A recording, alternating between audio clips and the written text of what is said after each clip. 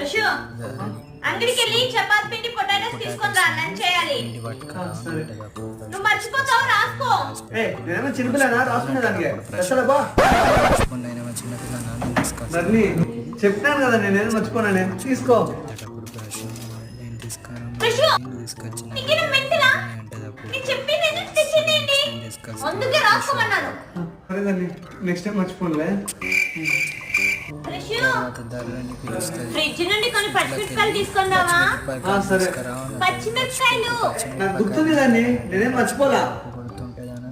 తీసుకో. నువ్వు అడిగిన టమాటకాయలు. నేనేం అడిగాను? పచ్చిమిరపకాయలు అడిగినాను. నీకు ఎట్లేదో నాకు అర్థమే కావట్లేదు.